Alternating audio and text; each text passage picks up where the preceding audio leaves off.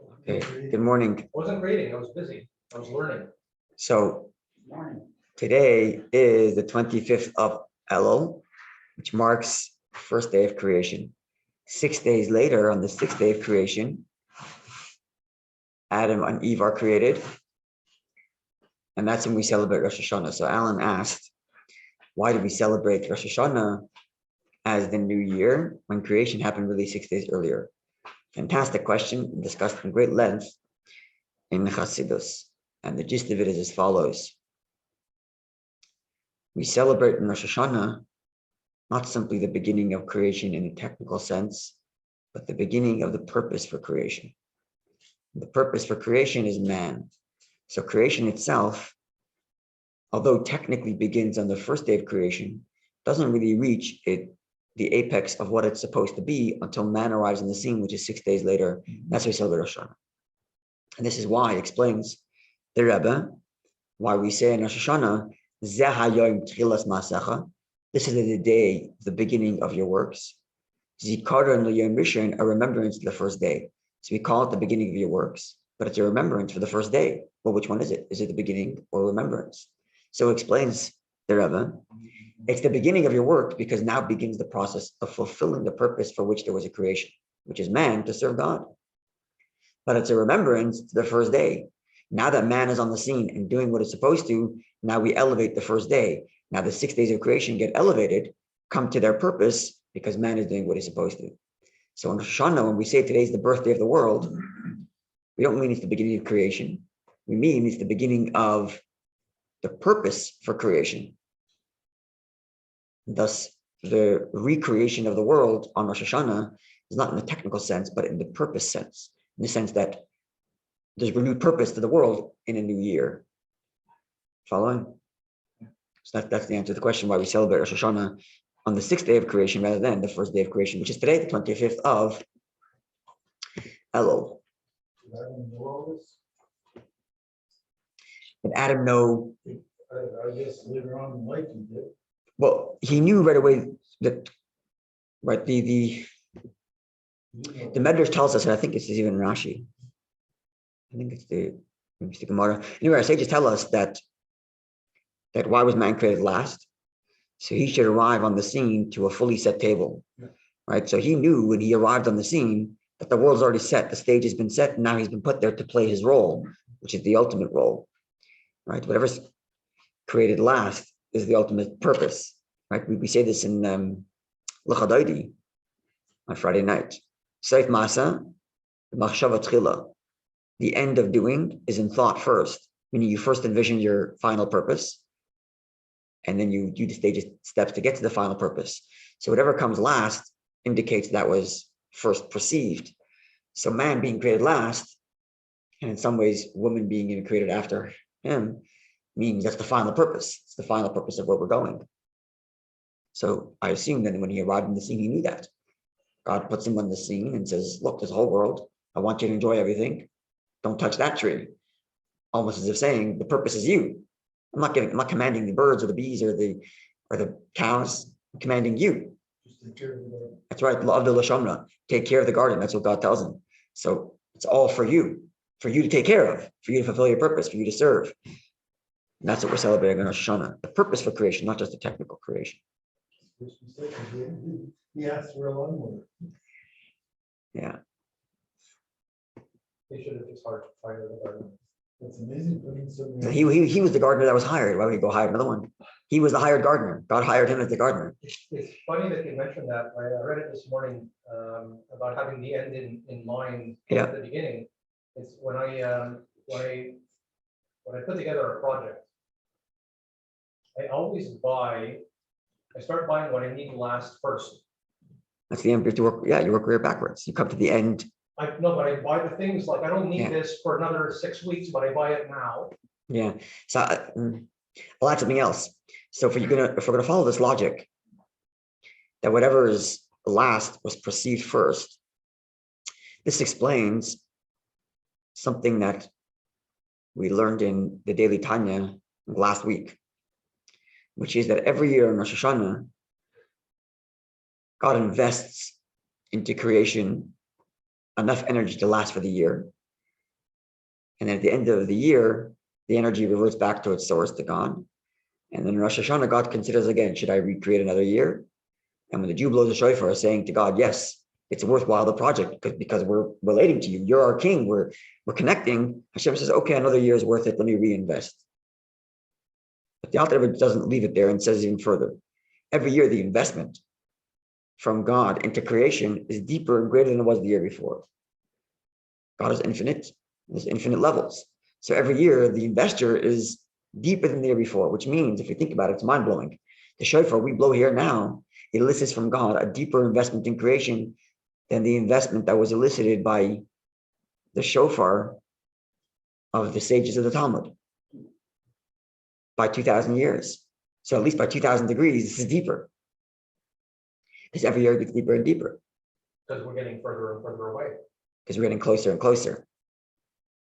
Right? Because the farther it is from the end to the end means the closer you are to the purpose. So the closer you are to the purpose, the deeper you get. Right? So if whatever's last is what's thought of first, so every year, therefore, must increase the purpose for creation than last year.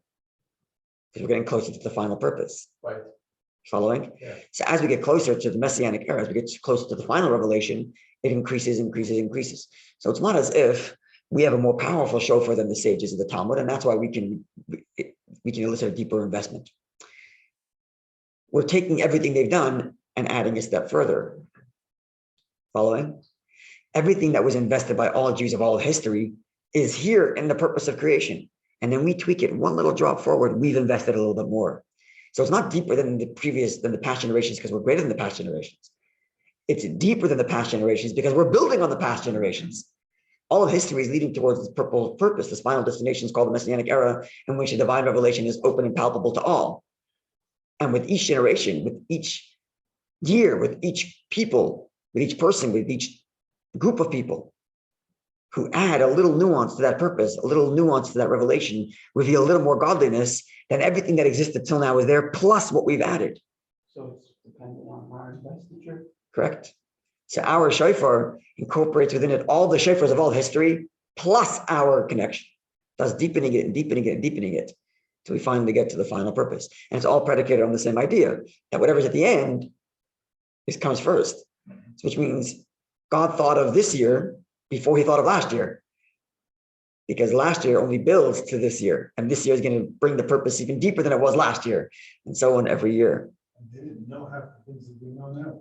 Right. They didn't have any books. So they put all the building blocks down. We have all those things. We have the Talmud. We have all this stuff, and then everything we add is building on this great, huge structure, getting closer. Creating a momentum. That's right. It's available to everyone. Which reminds me, I still have to learn the end of the minor that we were learning. Yes, maybe Sunday night we're going to do it. It's got a link. Sunday night is good. I think it might be the only night I have available. Sunday, no, I don't think Sunday works for me, but you said you're going to record it, right? Okay, we'll see. Maybe Sunday night. I'm going to put it out today, God willing. I'm actually going to make a note to do that, to put it out. To make a note in the chat to conclude my mind. My goal is one day to learn like a minor from beginning to end, not from beginning to middle or 3/4. Yeah, I hear you. Okay, I'm gonna reach out, God willing, today to schedule a time to finish that mimer. Okay, let's learn a little bit of Gemara. As the language goes, to let ourselves get away with nothing, we can't get off the hook. So Gemara class, we have to learn a little bit of Gemara. Even though we learned and just discussed very deep and important things, but we still have to learn some Gemara. Okay, so in the proceeding of the Saita, we discussed the meal offering at length a while back. Then we discussed the other part. Now we're discussing the other part of the procedure, which is the waters of the Saita, which has 3 ingredients: the water, the earth, and then the name of Hashem being erased in it. So we discussed the vessel, the earthenware vessel, new or not new. We discussed the water comes from the wash basin. Is that fresh water? Is it spring water? Is it collected water? Is it clean water? And so on. We discussed the earth. Does it have to come from the ground of the temple? Can you bring it from the outside? Can you use ashes, rotten vegetables? And now we're discussing the process of the mixture, mixing the earth with the water. And then after that, we'll get to the the writing of the text and then the erasing of the text in the water. So we're going through the process. No. The frankincense would have been accompanied with the meal offering, but we discussed how the Saita meal offering is the most plain possible and therefore doesn't have the frankincense. Okay, so the third from the top, quarter from the top of the page to Zion Medbay 16b. Now we quote the Mishnah which says, right? I don't know if you have it. Yeah. So that we quote the Mishnah which said, "Kedei sheyira alamayim." The earth should be placed in the water to the point that it is visible at the top of the water, not just submerged within. And when you look at the top, all you see is water, but the earth should be at the surface of the water. So Tan Rabbanon, our sages taught, Shloisha, there are 3 times when there is liquid involved, in which Sirichin Sheyiru, it must be visible. And they are, number 1, Afar Saita, the earth of the Saita water, must be visible at the top of the water, as we just stated. That's number 1. Number 2, Efer Para, the ashes of the red heifer. We discussed before, the red heifer is burnt in this great structure. The ashes are taken and mixed with water and then sprinkled to purify one who has become spiritually, ritually impure for having come in contact with a dead body. So there's a 7-day process of purification. And during that process, twice actually, this mixture of water and burnt red heifer and ashes are sprinkled. So these ashes must be visible, not just submerged in the water, got to be visible. We're going to discuss soon how we get to this scripturally. Like what are the verses that indicate to us that you have to see the Saita water, you have to see the Saita earth on top of the water, and that you have to see the ashes of the para. Likewise, Roik Yavama, the spit of the Yavama. What is that? The spit of the Yavama. So that, I don't think the Gemara is going to discuss that, but Rashi tells us right away where it's from. Oh, the woman who... That's right. The Yavama is a unique law, which is as follows. If a man gets married to a woman, and then he dies, and they remain childless. So she is now a widow and barren. Or I don't know if she's barren, but she doesn't have any children. So the law is that one of his brothers should marry her, and in this way, the two of them together can promulgate their brother's line. They can have children and hopefully have children if God so deems it appropriate for them, and they can keep their brother's line going. That's the law. Now, if he or she decide that they don't want to live together, they don't want to be married, then they go through a process of separation. This process of separation is called chalitza. The relationship between the two of them before they get married, after the brother dies, is called yibum. She is a yavam. She's a yavama, and he is a yavam. That's the name of the relationship in Hebrew. It, her, and him. Yibum, yavama, a yavam. And the process of separation is not an ordinary process of divorce, which is usually a bill of divorce, as we discussed actually yesterday. But it's a process called chalitza. It's a very complex process. It's a rare process. For many reasons, it's rare. It does happen. And even till today, it happens. And it's a whole process where she takes off the shoe, a special kind of shoe that he wears, and she spits on the ground, and she says something like, you don't want to build your brother's home. It's a whole process that they go through in front of rabbinic court. It's an interesting ritual. You can Google it. There's probably videos of it actually, because it's happened even in recent years. Why would this still be happening today if so many of the laws from the past have changed? Like, let's say I'm married. The Torah law didn't change. Well, we don't have multiple wives today. Okay, so the only things in Torah that's quote unquote change are stringencies. In other words, we become strict upon ourselves and said, don't marry a second woman. But we haven't uprooted any laws, other than the fact that we can't do certain laws, like the laws in the temple we can't do. Right. That's because we have no temple left. But in terms of the laws themselves, they're all still here, with the exception of added stringencies, but not, God forbid, to change the law. So the chalitza is still a process that happens today. Okay. So this is the chalitza. That's what it's called. It's separation between this woman, this widow, who has no children, and the brother-in-law. So the law is that when she spits, the court has to be able to see the actual spittle, the actual liquid. So these are the three things that require a visual. The dirt of the Saita water, it's got to be seen from above the surface of the water. The ashes from the para, the ashes from the red heifer also have to be seen at the surface of the water. Likewise, the spit of this yavama has to be seen by the court. What if there's three brothers and none of them? Does she have to do it separately? So there are all kinds of details, but to the best of my knowledge, she only does it once. But if another brother wants to marry her and they decide they want to marry each other, they could, if I'm not mistaken. This is from memory. I'm pretty sure if she wants to marry, let's say there's three brothers, and she wants to marry one of them, she could marry one of them. If she doesn't want to, I think the onus is on the oldest one to do the chalitza. This is from memory, if I'm not mistaken. What I was going to say is, by Torah law, they can choose which one they want, either to marry or to do chalitza. Who's choosing, her or him? The two of them together, they can decide. But I think today chalitza is encouraged, because the Yavam marriage, it's almost like an extension of the brother's marriage. So they don't have an ordinary marriage ceremony.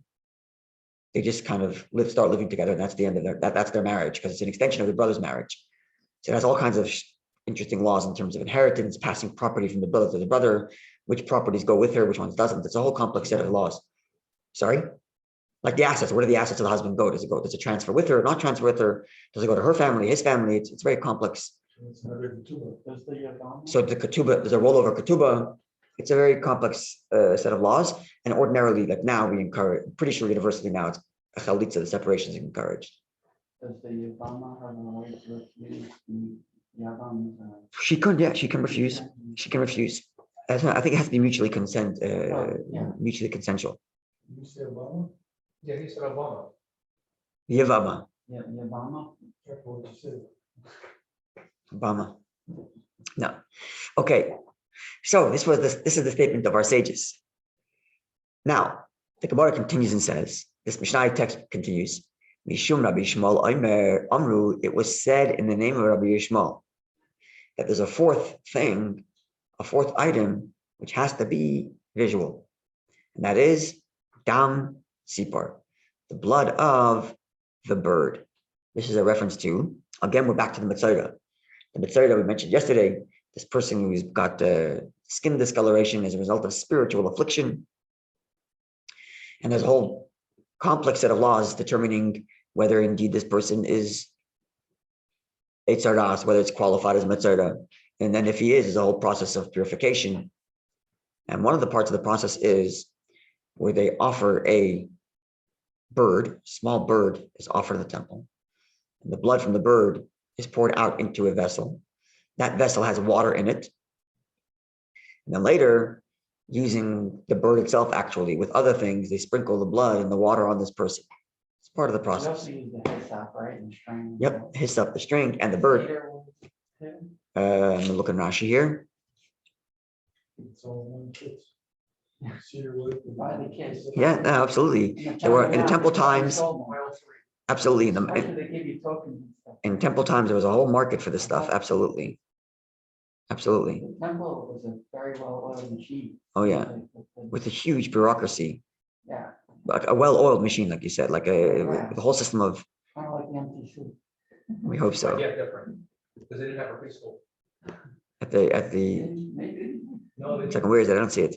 Anyway, I don't know if they had preschools in the temple, but I'm sure they had preschools around Jerusalem that were under the auspices of the temple. And if actually, they had preschools for the Kohens. There's certain families that would raise their children to be absolutely pure of any contact with dead bodies, that they can be, and they were like under the auspices of the temple. One of the on the temple budget was raising these kids actually, so they did have a kind of preschool. Anyway, so this blood, Rabbi Shmuel says, the blood that comes out of the bird that goes into the vessel of water, The blood has to be visual. If you have too much water and you can't see the blood, invalid.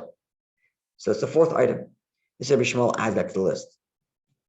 But the sages do not have that in the list. So we have 3 or 4.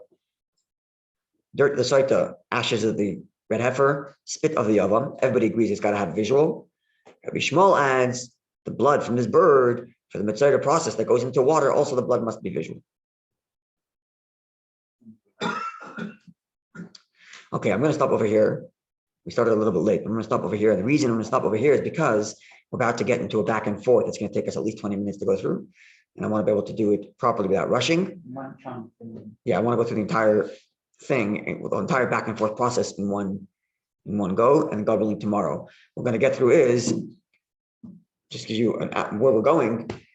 The verse describes that you have to dip the sprinkling mechanism, the sprinkling device made up of the hyssop and the bird and all that has to be dipped into both blood and water. Why does the verse say that? Why does it say that it be first dipped in blood and water? Why not just say dip it in them? Because you've already been talking about in the mixture. So we have to figure out exactly what the verse means and to what degree should it be mixed, if it's mixed at all. And that's what we're going to go through, going back and forth through the various different verses and coming to 2 conclusions. The conclusion of Rabbi Shmuel, that you have to be able to see the blood, and the conclusion of the sages that no, you don't have to necessarily. So that's what we're going through, God willing, tomorrow. A wonderful day. Sure.